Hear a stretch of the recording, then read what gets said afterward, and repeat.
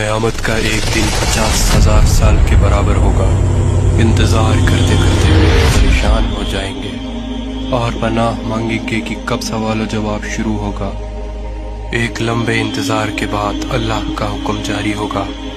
اللہ اپنے فرشتوں پر حکم ظاہر کرنا شروع کر دے گا۔ 70,000 فرشتے جہنم کو لے کر آ رہے ہوں گے۔ یہ منظر اتنا بھیانک ہوگا کہ سب کی سب چیخیں نکل جائیں گی۔ تمام آدمزاد کے ہاتھ میں ایک کتاب دی جائے گی جس میں ان کی نیکی اور برائی لکھی ہوگی۔ اس کے بعد سوال و جواب کا سلسلہ شروع ہو جائے گا۔ انسان اگر جھوٹ بولنے کی کوشش کرے تو اس کی زبان بند کر دی جائے گی۔ انسان کے ہاتھ، پیر، آنکھ سب گواہی دیں گے۔ ہر وہ چیز جو انہوں نے پوری زندگی کی ہے سب سے پردہ ہٹ جائے گا۔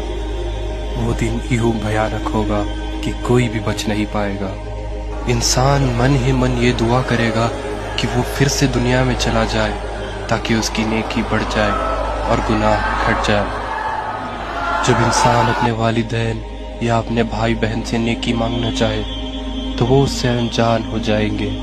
اس سوال و جواب کے سلسلے میں اللہ انسان سے کہے گا کہ پہلے کتاب کا پنہ پڑھو۔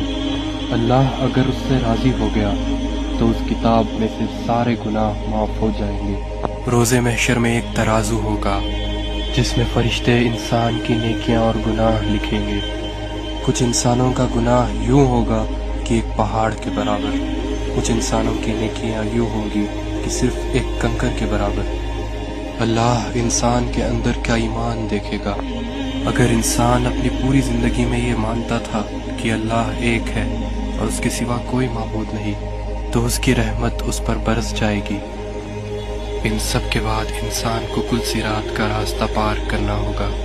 یہ راستہ تلوار سے بھی تیز اور بال سے بھی باریک ہوگا۔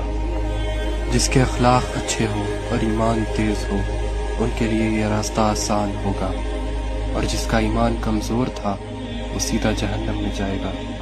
کل صراط پار کرنے کے بعد اللہ کا حکم ہوگا کہ لوگوں میری جنت میں داخل ہو جاؤ۔